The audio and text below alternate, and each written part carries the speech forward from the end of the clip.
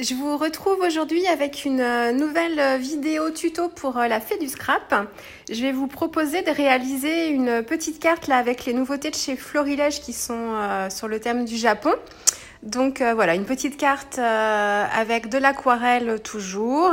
Je vais vous expliquer un petit peu comment j'ai procédé pour réaliser une petite carte toute simple, hein, mais avec de la patouille. Donc on va rentrer dans le vif du sujet. J'ai choisi d'utiliser en fait ces deux palettes de chez Prima.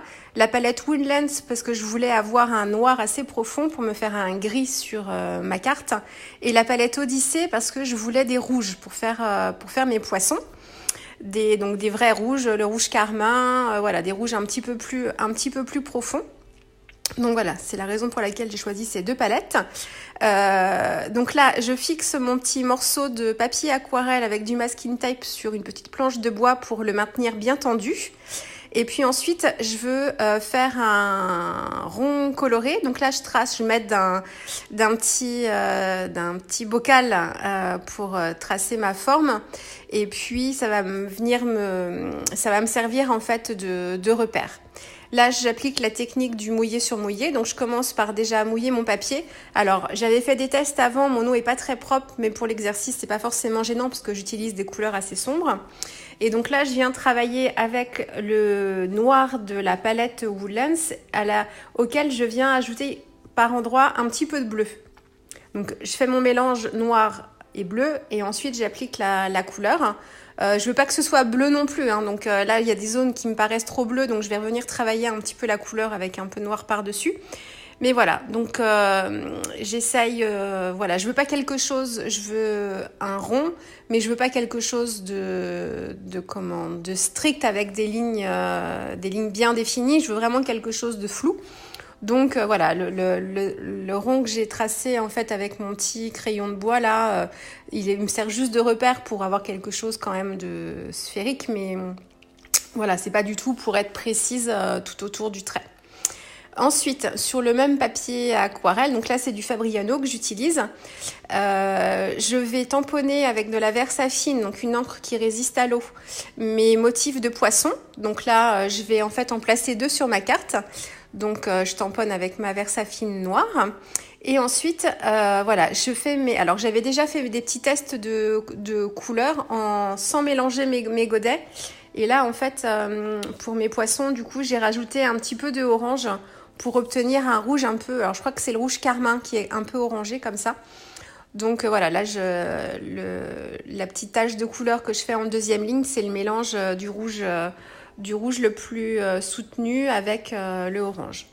Et donc là, je m'attaque à la colorisation de mon poisson.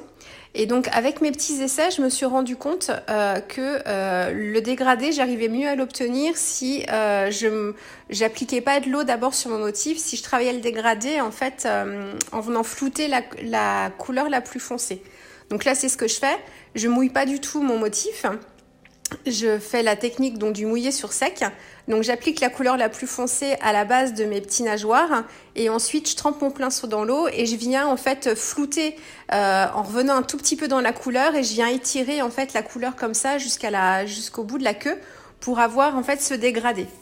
Et je me suis rendu compte en fait, alors peut-être parce que j'avais pas forcément le bon pinceau. Là j'ai pris un pinceau vraiment très très fin et qui retient l'eau, mais juste ce qu'il faut. Et le pinceau que j'avais utilisé auparavant, il était un tout petit peu plus gros, mais je pense pas que c'était vraiment ça le problème, c'est juste qu'il retenait vraiment beaucoup l'eau.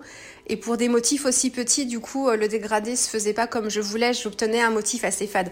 Vous le verrez d'ailleurs, parce que j'ai utilisé le verso de mes essais de colorisation, je vous le montre à la fin de la vidéo, ce que ça donnait au tout début.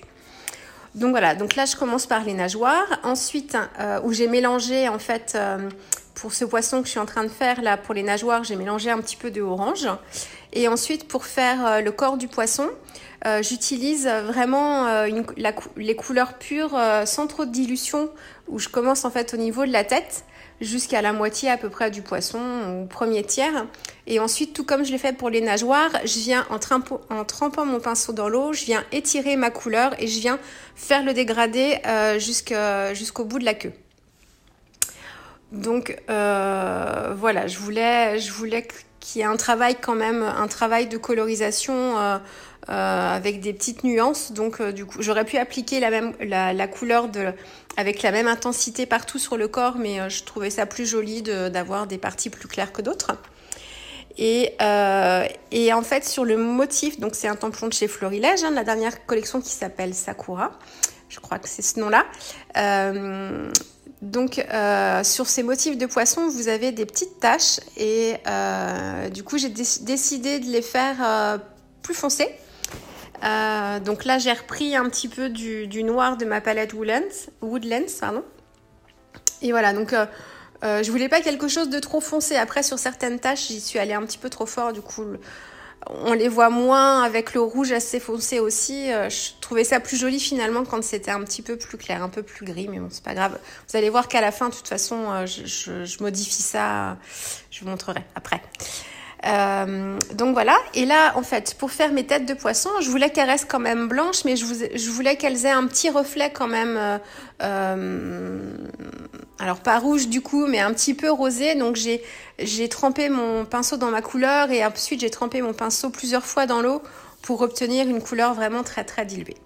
Là, je reprends mon fond. Il était encore un peu humide, donc du coup, j'ai accéléré le séchage avec mon heat gun. Et là, en fait, je vais tamponner mon texte. C'est une carte pour souhaiter un joyeux anniversaire à un proche. Du coup, voilà, je vais tamponner mon petit texte avec un tampon de chez La Fée du Scrap. Donc, il fallait que mon motif soit quand même bien sec. Là, je suis en train de détourer mes 2 poissons. Je vois à peu près où est-ce que je veux les placer par rapport à mon texte. J'applique le petit coussin de talc là pour que mon embossage, après que ma poudre n'adhère pas forcément au papier, mais adhère vraiment bien sur ma Versamark. Et voilà, donc là, je vais l'embosser. Donc là, j'ai utilisé une poudre d'embossage à chaud de chez Nuvo, la poudre blanche. Et du coup, donc, je vais l'embosser à chaud avec mon heat gun. Donc voilà, ça prend un peu plus de temps avec ce heat gun là. Il faut bien approcher le heat gun de la surface à embosser. Là, je retire en fait mes petits traits de crayon. Et j'aurais pu faire mes traits de crayon un peu moins forts, je pense parce que du coup, une fois qu'on a de l'aquarelle par-dessus, voilà, c'est fixé et on peut pas trop les retirer, les traits de crayon. Donc la prochaine fois, je pense que j'appuierai moins fort ou je mettrai moins. J'ai pas besoin de faire vraiment tout le tour avec mon crayon. Donc là, je suis en train de positionner mes 2 petits poissons que j'avais détourés. Je les ai montés sur mousse 3D pour vraiment apporter du relief à l'ensemble de ma carte. Donc voilà, donc je suis bien l'arrondi de ma forme. Et voilà, et j'avais mon deuxième petit poisson en bas était trop bas. Là, je l'ai remis à l'intérieur. Je trouvais ça plus joli par rapport au poisson qui était en haut. Là, je suis en train de constituer, de former ma carte de fond que je plie. Donc, mon morceau, le morceau de papier aquarelle faisait combien 11 cm. Combien il fait 10 cm.